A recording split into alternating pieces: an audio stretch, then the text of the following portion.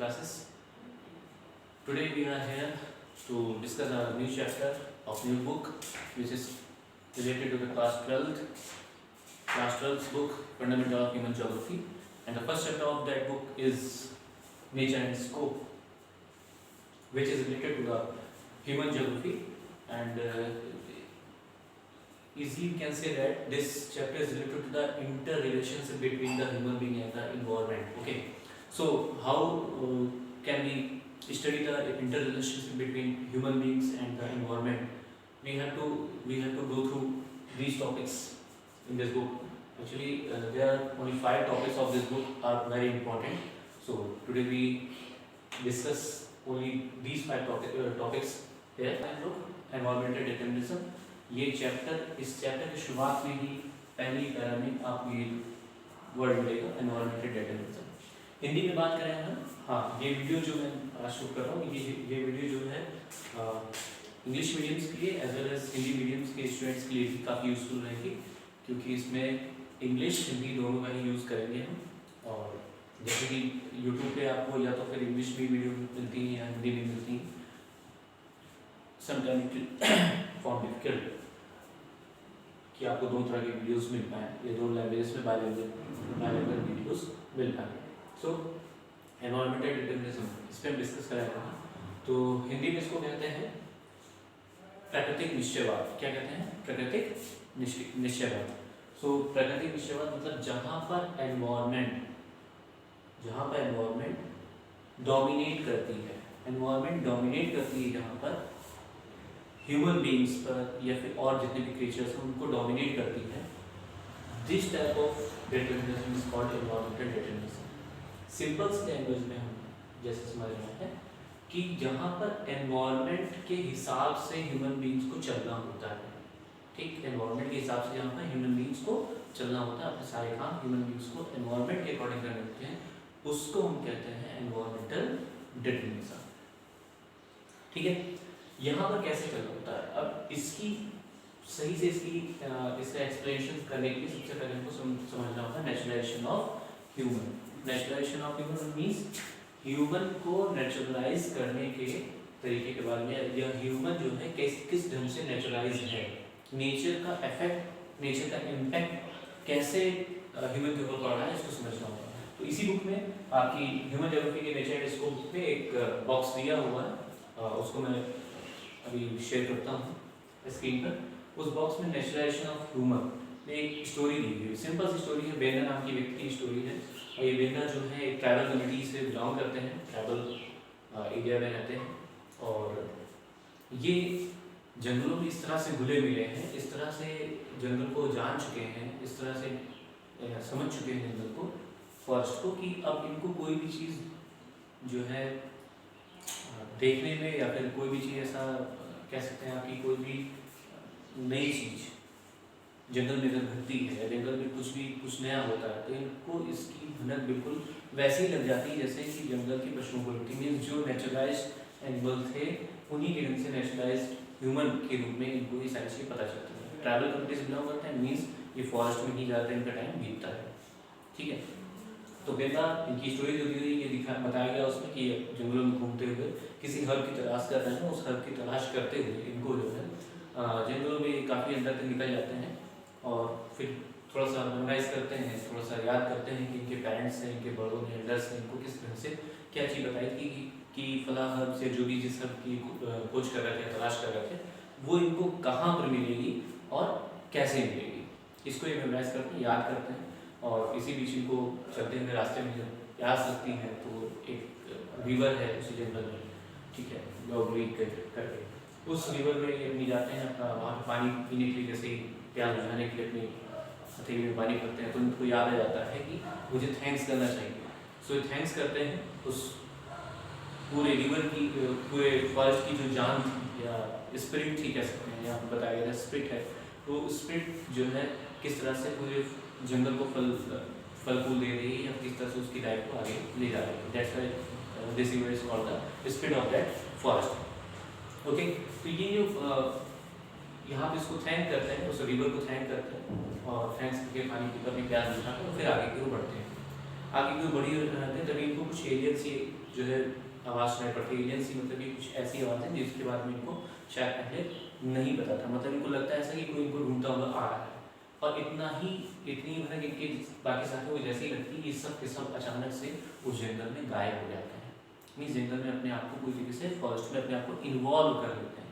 Means इतना deeply ये forest को समझ चुके थे, या इतना डीपली फॉरेस्ट ने इनको अपना रखा था कि इनकी खाने की चीज़ें, इनके पीने की चीज़ें, इनके रहन सहन के लिए जो फॉरेस्ट में जंगलों में रहते भी थे, वो सारी चीज़ें इनके लिए एकदम नेचुरलाइज हो चुकी थी। ह्यूमन जो है पूरी तरीके से नेचर में घुल मिल जाना। Naturalisation of human means human का नेचर में घुल मिल जाना। तो इस तरह से नेचर में घुल मिल जाए। क्यों ऐसा हुआ? क्योंकि उस समय पे टेक्नोलॉजी का डेवलपमेंट नहीं थी। आज के डेट में भी ट्रैवल कंपनीज ऐसी कई सारी हैं जो ट्रैवल एरियाज में रहती हैं, फॉरेस्ट रीजन में रहती हैं, और उनके पास आज भी एक्सेस नहीं है टेक्नोलॉजी का। दैट्स वो नेचर में पूरी तरीके से घुल मिल, that type of human beings are called naturalized human beings. Okay, पूरी तरीके से नेचर में घुल मिल जाना, नेचुरलाइजेशन। यहाँ पर एनवायरमेंटल डिटरमिनिज्म को समझने के लिए मैंने कहा था इस स्टोरी को समझना जरूरी है। मतलब ये है कि यहाँ पर एनवायरमेंट का ही डिटरमिनिज्म है। एनवायरमेंट ही सब कुछ है। एनवायरमेंट के ऊपर कुछ भी आज के डेट में नहीं है। सो एनवायरमेंटल डिटरमिनिज्म क्या कहता है कि जहाँ पर ह्यूमन बीइंग के ऊपर पूरा डोमिनेंस एनवायरमेंट का हो, वो एनवायरमेंटल डिटरमिनिज्म है। सिंपल सा। नेक्स्ट टॉपिक आता है आपका पॉसिबिलिज्म। ठीक, सो पॉसिबिलिज्म क्या है? पॉसिबिलिज्म को हिंदी में बोलेंगे संभववाद। क्या बोलेंगे? संभववाद। क्या संभावनाएं हैं? अब देखिए, जो नेचुरलाइजेशन ऑफ ह्यूमन बीइंग था, नेचर में पूरी तरीके से ह्यूमन बीइंग घुले मिले थे, नेचर के बारे में काफ़ी कुछ सीख चुके थे। अब एक बार नेचर के बारे में काफ़ी कुछ जब सीख जाते हैं आप, तो फिर आप जाहिर सी बात है कि उसमें चेंजेस करने की भी कोशिश करते हैं। लेकिन तब जब आपके पास टेक्नोलॉजी हो। So technology after the technological development क्या हुआ? ह्यूमन बीइंग ने नेचुरलाइज्ड ह्यूमन को चेंज कर दिया, फ्रीडम की स्टेज में आ गए। इसको हम कहते हैं पॉसिबिलिज्म को स्टेज ऑफ फ्रीडम। क्या बोलते हैं? Stage of freedom. सो ये स्टेज ऑफ फ्रीडम है पॉसिबिलिज्म, जहाँ पर ह्यूमन बीइंग फ्री हो चुके हैं। फ्री हो चुके हैं किससे? एनवायरमेंट का डोमिनेंस अब नहीं रह गया with the help of technology. ठीक, किसके हेल्प से? With the help of technology. ठीक है, तो ये टेक्नोलॉजी की हेल्प से ह्यूमन बीइंग फ्रीडम की स्टेज में आ गया। इसका एग्जांपल हम लेते हैं, थोड़ा सा देखेंगे इसको समझने के लिए। यहाँ पे ह्यूमनाइजेशन ऑफ नेचर की एक स्टोरी बॉक्स में दी हुई है। उस बॉक्स को शेयर कर रहे हैं स्क्रीन पर, देखिएगा आप लोग। इस स्टोरी में ह्यूमनाइजेशन ऑफ नेचर जो है, इसमें क्या कहा गया है? इसमें कहा गया है नेचर को ह्यूमनाइज कर देना, मतलब नेचर को ह्यूमन अपने अकॉर्डिंग चेंज कर ले। This is called the humanisation of nature. कैसे करते हैं? आपको ठंडी लगती है, ठंडी के सीजन में ठंडी लगती है, आप क्या करते हैं? ब्लोअर ऑन कर लेते हैं, हीटर ऑन कर लेते हैं, और कमरे बंद करके कमरे को आराम से ब्लोअर ऑन करके बैठते हैं और बढ़िया गर्म एक सुहाने मौसम का जो है लुत्फ उठाते हैं। ठीक, आपको बहुत ज़्यादा गर्मी लगती है, आपने क्या किया? You have switch on the fan, या फिर एसी है तो एसी ऑन कर लिया आपने, और एक बढ़िया ठंडे मौसम का आनंद ले रहे हैं। ठीक है, आपको अभी वैसे नॉर्मली अगर कहीं जाना हो, प्रिमिटिव टाइम्स में होता क्या था कि लोगों को एक जगह से दूसरी जगह जाने के लिए पैदल ही एक सहारा था, या फिर नदियों में तैर वैर के जाते थे, ऐसे इन सब चीज़ों के ऊपर फोकस करते थे। आज के डेट में क्योंकि ह्यूमनाइज कर दिया है नेचर को, तो क्या हुआ? आज के डेट में बहुत सारी व्हीकल्स आ गई, बहुत सारे प्लेन हैं, बहुत सारे ट्रेन्स हैं कि हमको आज यहाँ से हमारी लखनऊ से मुंबई की ओर जाना है, तो आज के डेट में हम with in 30 hours, with in 36 hours में ट्रेन से पहुँच जाते हैं बाई लैंड रूट। ठीक है, लेकिन अभी ऐसा नहीं, इतने भी रुके। आज के डेट में क्या है, और भी चीज़ें ह्यूमनाइज कर चुका है नेचर को ह्यूमन ह्यूमनाइज कर चुका है। तो आज के डेट में प्लेन्स डेवलप हो चुके हैं। With the help of technology क्या हुआ? हमने with the help of technology stage of freedom को अचीव कर लिया। अब प्लेन से 3 घंटे का रास्ता है लखनऊ से मुंबई, दिल्ली से मुंबई जाना है 2.5 घंटे 3 घंटे का रास्ता है। ठीक है, यहीं से पता चला दिल्ली से आपको जाना है लंदन जाना है, फिर 12-13 घंटे का रास्ता है। ठीक, 8 घंटे का रास्ता है, 5 घंटे का रास्ता है। ऐसे ही ह्यूमनाइजेशन ऑफ नेचर का जो बॉक्स दिया हुआ है, उस बॉक्स में आप देख पाएंगे कि आपको जो स्टोरी दी हुई है, यहाँ पर एक स्टोरी दी है। एक 58 ईयर एज ईयर्स ओल्ड की एक लेडी है जिसकी स्टोरी दी गई है। ये एक ऐसे एरिया में रहती है जहाँ पर बहुत सारी बर्फबारी होती है, बहुत सारा बर्फ होता है, मतलब ठंडा प्रदेश है। साल के कई सारे महीने ऐसे होते हैं जहाँ पर यहाँ सूर्य भी दिखता नहीं है। सो उसमें ऐसे कंडीशंस में सुबह के 8 बजते हैं और सुबह के 8 बजे खूब घोर अंधेरा होता है। उसी बीच में अपनी कार को लेकर निकल देती है। इसकी कार की हेडलाइट्स इतनी पावरफुल है कि जो सामने की अंधेरी रात है वो उसको चीरते हुए उजाला करते हुए आराम से जा रही है। उसकी टायर, जो उस कार के टायर हैं, उस कार के टायर्स की कुछ इस ढंग से डिज़ाइन किए गए हैं जिससे कि वो बर्फ में इजीली चल सके। ये क्या है? नेचर को ओवरकम करने का तरीका है। नेचर को कहीं ना कहीं ओवरकम किया गया है यहाँ पर, ठीक है। और ये बढ़िया से ड्राइव करते हुए अपने ऑफिस में पहुँचती है। वहीं जहाँ बाहर का एनवायरनमेंट ऐसा है कि पूरी तरीके से जो आपका क्लाइमेट है वहाँ का, या क्लाइमेट वेदर जो है वो इतना ज़्यादा कोल्ड है, सीवियर कोल्ड है, जहाँ की बर्फ़ जमी हुई, मतलब माइनस में टेम्परेचर होगा। बर्फ जमी मीन्स माइनस में टेम्परेचर होगा और माइनस में टेम्परेचर है। लेकिन जैसे ही ऑफिस में पहुँचती हैं, ऑफिस के अंदर एंट्री करती हैं, वहाँ पे एक प्लीजेंट एनवायरनमेंट उनको मिल जाता है जहाँ पर 20 डिग्री सेल्सियस का टेम्परेचर मेंटेन किया हुआ होता है। और इनका जो ऑफिस है वो डोम शेप ग्लास से पूरी तरीके से ग्लास से कवर्ड है। डोम शेप ही क्यों है? ये भी एक तरह से नेचर को ह्यूमनाइज करने की कोशिश की गई है। डोम शेप इसलिए कि अगर स्नोफॉल होगी तो स्नो क्या होगी, स्लाइड हो जाएगी और स्नो वहाँ से हट जाएगी। ड्यूरिंग सनशाइन अच्छी खासी धूप आएगी उस ऑफिस के अंदर में, बड़े से ऑफिस के अंदर में, और बर्फ से वो पूरा ढकेगा भी नहीं। इस तरह से ह्यूमनाइज किया गया नेचर को। अब उनके ऑफिस में 23 डिग्री सेल्सियस का टेम्परेचर है। सो अब इतना प्लीजेंट टेम्परेचर है, जाहिर सी बात है कि नेचर के अगेंस्ट हमने कोई ना कोई चीज़ डेवलप की है। आगे बढ़ते हैं इसी में, तो फिर देखते हैं हम कि इसी स्टोरी में कि अपने ऑफिस की टेबल पे जैसे ही पहुँचती हो तो अपना ऑफिस का नॉर्मल काम करते हुए उसके सामने जो है पूरा एक फ्रूट बास्केट रखा होता है जिसमें कीवी, बनानास, जो कि काफ़ी हाई टेम्परेचर एरियाज में जो है ज़्यादातर ग्रो करते हैं, वो ऐसे एक्सट्रीम कोल्ड वाले रीजन्स में अवेलेबल है कीवी, ये सब चीज़ें। तो ये भी क्या है, वो कहाँ से लाए गए थे? वो ऐसे गर्म प्रदेशों से जो है फ्लो करके, मतलब उड़ा कर या प्लेन से लेकर आए गए थे और यहाँ पर उसको खाने की सारी चीज़ें मिल रही थी। तो ये नेचर के अगेंस्ट चीज़ें हो रही हैं या फिर नेचर को ओवरकम करके हो रही चीज़ें। अब इसमें 2-3 वर्ड्स मैंने यूज़ किए। इसके बाद इसमें एक चीज़ और कही जाती है कि उसको अपनी इस ज़रूरत के लिए उसको लंदन जाना होता है। लंदन जाती भी है, सुबह लंदन के लिए निकलती है और शाम में अपने सीरियल वाले टाइम पर वापस लंदन में आ जाती है, वापस अपने घर पे आ जाती है जहाँ पर वो रहती थी। और ये एक कलीग से मिलकर वहाँ से वापस आना है उसको। ये क्या हुआ कि टाइम की जो बाउंडेशन थी, जो एनवायरमेंटल डिटर्मिनिज्म में टाइम की बाउंडेशन थी, वो यहाँ पर नहीं रहेगी। स्टेज ऑफ फ्रीडम है वहाँ पर, ठीक है।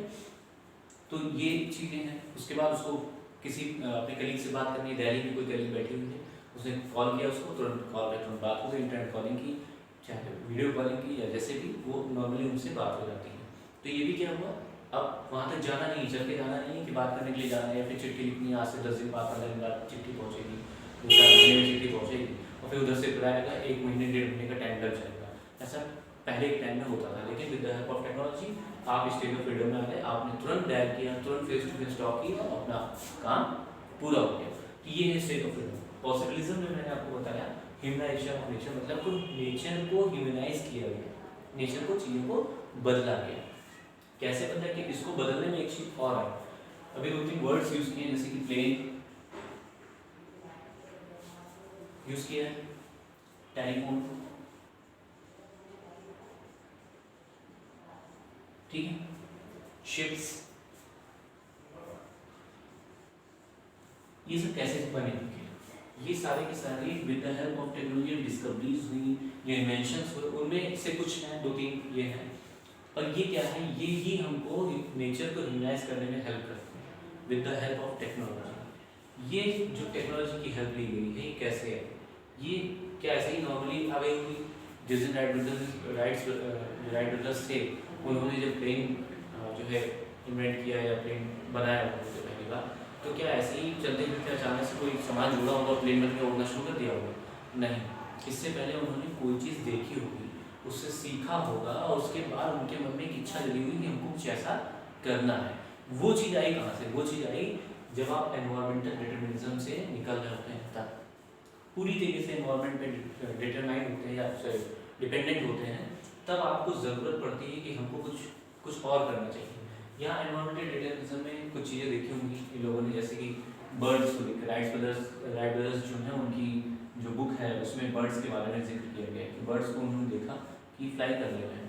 एडिशन ने भी कुछ ऐसे ही देखा था कि चिड़िया फ्लाई कर उड़ रही है तो इसको उनको भी उड़ना है तो क्या करना होगा। तो उसने देखा क्या खाती पीती है चिड़िया, कीड़े खाती थी, तो उसने क्या किया, कीड़े को इकट्ठा किया, कई सारे कीड़ों को अपनी नौकरानी की बेटी को खिला दिया था और उसके फिर उसको वॉमिटिंग वगैरह हुई। तब उसको समझ में आया कि नहीं, इससे उड़ेगी, कोई कीड़े खाने से नहीं होता है। इसी तरीके से बर्ड्स को देखकर किसी न किसी के पहली बार किसी न किसी के मन में आया होगा।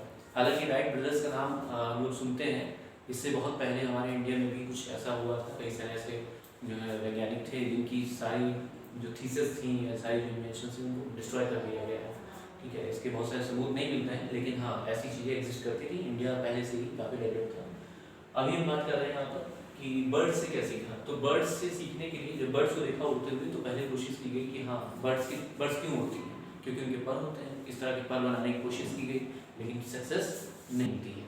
और आगे चल के एक चीज़ समझ में आती है जब स्टडी करते हैं बर्ड्स को, तो देखते हैं कि बर्ड्स कैसे स्ट्रीमलाइन है। ठीक है, स्ट्रीमलाइन समझते होंगे आप लोग, क्लास 6 में आप सब पढ़ चुके होंगे। स्ट्रीमलाइन क्या होता है?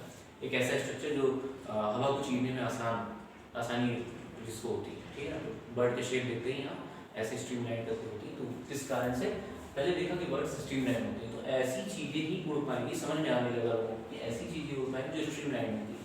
तो एरोप्लेन जो बना वो स्ट्रीमलाइन है। ठीक, इसी ढंग से शिप्स की बारे में बात करें तो शिप्स, क्योंकि नदियों में तैरना या समुद्र में तैरना एक आसान काम नहीं है। ठीक है, वैसे नॉर्मली लकड़ी को भी लोग फेंकते थे और लकड़ियाँ तैरती रहती थी, उस पर ही बैठकर या बांध कर लकड़ियाँ कई सारी और पार करते थे पहले। लेकिन आज के डेट में शिप्स हो गई, वो कैसे बने? ये भी फिश को देख कर कि फिश कैसी है, स्ट्रीमलाइन है, पानी को चीरने में आसानी होती है उनको, और उनको देखकर उनसे सीख कर ये चीज़ें बनती हैं। ठीक है, फिर बात करें टेलीफोन की, तो टेलीफोन के बारे में भी ऐसी ही चीज़ें हुई। पहले वायर्ड वाले फ़ोन्स होते थे जिनके बारे में आपने सुना होगा, मूवीज़ वगैरह भी मूवी देखी होगी आपने फरदूस, उसमें जो पहले दिखाया गया है जिस ढंग से, उसको देख लीजिएगा तो समझ में आएगी आपको। तो ये चीज़ें थी। तो फाइनली क्या है कि एनवायरनमेंट को जब तक आप स्टडी नहीं करेंगे, जब तक आप समझेंगे, तब तक आप कोई नई चीज़ डेवलप नहीं कर पाएंगे। नई चीज़ डेवलप करने के लिए इम्पॉर्टेंट है आपको पहले स्टडी करना, समझना। जो आप एनवायरनमेंट को समझ के तब आप पॉसिबिलिटी के बीच की तरफ बढ़ सकते हैं। ऐसा ही हुआ, लोगों ने टेक्नोलॉजी की हेल्प से बहुत तेज ग्रोथ की और इस ग्रोथ का एक निगेटिव इम्पैक्ट भी पड़ना शुरू हुआ। और इसमें से एक निगेटिव इम्पैक्ट की बात आपने क्लास 10th के हिस्ट्री में पढ़ी होगी, डस्ट ऑफ बाउल के रूप में। एक चैप्टर है हिस्ट्री में जिसमें डस्ट ऑफ बाउल के बारे में बात की गई। डस्ट ऑफ बाउल मतलब यूएसए की बात की गई वहाँ पर। यूएसए कैसे सुपर पावर बना, उसमें छोटी सी कहानी दी हुई। कहानी क्या बोला, एक हिस्ट्री है उसकी, कैसे बन पाया। तो रेक्टसली क्या हुआ था, वहाँ पर जो पेड़ पौधे थे उनको काटना शुरू किया गया, डिफॉरेस्टेशन का काम शुरू हुआ। डिफॉरेस्टेशन होने के कारण से बहुत बड़ा लैंड पैच खाली होता है और वहाँ पे खेती करने लोग शुरू करते हैं। 2 से 3 साल खेती होती है, तो उसके बाद एक टाइम ऐसा आता है कि खूब तेज आंधियाँ चलती हैं। बहुत शॉर्ट में बता रहे हैं, इसको आप लोग पढ़ लीजिएगा तो आपको समझ में आ जाएगा कुछ। ठीक है, कि इम्पैक्ट कैसे निगेटिव पड़ता है। तो बहुत तेज एक बार वहाँ बहुत तेज आंधी है, तो उसमें आंधी में जो लैंड पैचेस जो क्लियर हुए थे, जो डिफॉरेस्टेशन हुआ था, वहाँ पे बहुत ज़्यादा वहाँ से धूल उड़नी शुरू हुई। और ये आंधी जो है उस टाइम के वहाँ की जनता के लिए जान लीजिए कि सिरदर्द बढ़ गई थी। कई घंटों कई दिनों तक ये आंधियाँ चली थी, जिसमें बहुत ही बड़ी लार्ज स्केल पर धूल डस्ट जो है उड़ी थी, जिसके कारण से वहाँ के बहुत सारे मवेशी, एनिमल हस्बेंड्री का जो भी काम था वो पूरी तरीके से तबाह हो गया था। बहुत सारी बड़ी बड़ी मशीनरीज चोक हो गई थी उस डस्ट से, और बहुत सारे इंसानों की भी मौत हुई थी। ठीक है, तो ये क्या था, एक निगेटिव इम्पैक्ट था किसका, स्टेज ऑफ फ्रीडम का। हमने टेक्नोलॉजी की हेल्प से डेवलपमेंट तो किया, बट हमने सस्टेनेबल डेवलपमेंट नहीं किया, अनस्टेबल डेवलपमेंट किया था। दैट्स वाई जो है हमें स्टेज ऑफ फ्रीडम से हमको नुकसान भी उठाना पड़ा। ठीक है, इसके इस स्टोरी को पढ़ेंगे आप तो समझ में आ जाएगी चीज़। फिर ऐसी चीज़ें जब होने लगी, मतलब लोगों को समझ में आने लगा कि जो कुछ भी चल रहा है, जो जैसे कि हम स्टेज ऑफ फ्रीडम में जैसे आगे बढ़ रहे हैं टेक्नोलॉजिकल डेवलपमेंट के थ्रू, ये चीज़ें आगे एक लॉन्ग टर्म के लिए हमारे लिए नुकसानदेह होंगी। उसी बीच में एक और जोग्राफर आते हैं जिनका नाम है ग्रिफिन टेलर, ठीक है, ग्रिफिन टेलर, और ये आते हैं, इन्होंने आकर बताया कि एक नई चीज, एक नया सिद्धांत जिसको हम कहते हैं नियो डिटरमिनिज्म या फिर नव निश्चयवाद, इसके बारे में इन्होंने एक चीज ये कही कि ये जो आपका कॉन्सेप्ट है, ये स्टॉप एंड गो का कॉन्सेप्ट है। This is also called stop and go determinism. Stop and go determinism कैसे? जैसे कि इन्होंने एग्जांपल जो दिया बुक में, वो क्या कहा कि आप किसी रोड से जा रहे हैं, आप किसी चौराहे पे पहुंचते हैं और आपको चौराहे पे सिग्नल्स मिलते हैं, रेड, एम्बर और ग्रीन लाइट। ठीक, सबने देखोगे चौराहे पे red light means stop, amber light means start, मतलब कि स्टार्ट मतलब कि ready, and get set go when signal is green. Okay, तो 3 लाइट्स के बारे में दिया होगा। This concept is also related to that type of concept which is related to the red signal or signals. Okay, same उसी तरीके से related है। क्या कहा गया यहाँ पर? ग्रिफिन टेलर ने कहा कि ये जो चीज़ें हैं, इनके बीच में एक चीज़ और होनी चाहिए। वो क्या है? New determinism. जहाँ उसमें हम स्टॉप एंड गो के डिटरमिनिज्म को जब हम फॉलो करते हैं तो हम एक सस्टेनेबल डेवलपमेंट हम कर पाते हैं। सस्टेनेबल डेवलपमेंट का मतलब कि सबसे पहले एनवायरनमेंट से सीखना है। इस एनवायरनमेंट में पहुँचे तो पहले हम रुकेंगे, मतलब रेड लाइट है, रुकेंगे। कब तक रुकेंगे? जब तक एनवायरनमेंट हमको परमिशन ना दे। ठीक, मतलब स्टेज ऑफ नेसेसिटी से स्टेज ऑफ फ्रीडम में आने के लिए, इसको बोलते हैं स्टेज ऑफ नेसेसिटी। ठीक है, ठीक, स्टेज ऑफ नेसेसिटी। तो ये स्टेज ऑफ नेसेसिटी से स्टेज ऑफ फ्रीडम में आने के पहले हमें कुछ चीज़ों पे बहुत विशेष ध्यान देना होगा, और वो क्या है? वो है न्यू डिटरमिनिज्म। इसमें हम क्या करेंगे? स्टेज ऑफ नेसेसिटी में जब पहुँचेंगे तो हम थोड़ा सा रुकेंगे, रेड लाइट जैसे होती है वहाँ पे रुकते हैं और वेट करते हैं कि कब परमिशन मिलती है। नाउ अम्बर लाइट मीन्स, अम्बर लाइट जैसी जलती है हम अपनी गाड़ी को स्टार्ट करते हैं या फिर हम रेडी हो जाते हैं। वैसे ही जब एनवायरनमेंट आपको परमिशन दे तब आप रेडी होंगे, और उसके बाद गेट सेट गो, जब ग्रीन सिग्नल में तब आप चल रहे हैं। ऐसे ही यहाँ पर एनवायरनमेंट जब आपको एक कह सकते हैं कि आपको जब कहे परमिशन दे के आप जाइए, आप आगे बढ़ सकते हैं, तब आप आगे बढ़ेंगे। ऐसा मतलब कहने का मतलब ये नहीं कि एनवायरनमेंट चिल्लाएगा कि हाँ रुको अब जाओ, मतलब आप स्टडी करें। रुकने का मतलब कि स्टडी करें एनवायरनमेंट को। जब आपको चीज़ समझ में आने लगे, जब आपको लगे कि हाँ ये ठीक हो सकता है ऐसा, तब अम्बर लाइट वाली स्टेज होगी। और जब आप समझें कि आपके द्वारा जो भी डेवलपमेंट किया जाएगा उसका निगेटिव इम्पैक्ट नहीं पड़ेगा एनवायरनमेंट पर, तब आपके लिए होगी ग्रीन सिग्नल। ठीक, अब तब आप इन्वेंशन करें, डिस्कवरीज करें और आगे डेवलपमेंट के काम जो है प्रोसेस करें। तो ये था, ये 5 टॉपिक थे जो इस बुक के बहुत इंपॉर्टेंट टॉपिक थे। इसके बाद कुछ 2 टॉपिक्स बचे हुए हैं। 2 टॉपिक्स क्या हैं? 2 आपके टेबल्स हैं, उन टेबल्स को पढ़ना है आपको। ठीक, सबफील्ड्स वाला जो टेबल है और एक 1.1 टेबल है, उसको भी हम लोग डिस्कस करेंगे आगे नेक्स्ट क्लास में। सो आज के लिए थैंक्स, और हाँ, चैनल को लाइक सब्सक्राइब करना ना भूलें। और अगर आपको कोई कमेंट, अगर आपकी कोई राय हो क्लास को लेकर तो प्लीज़ कमेंट बॉक्स में जरूर दें। Thank you.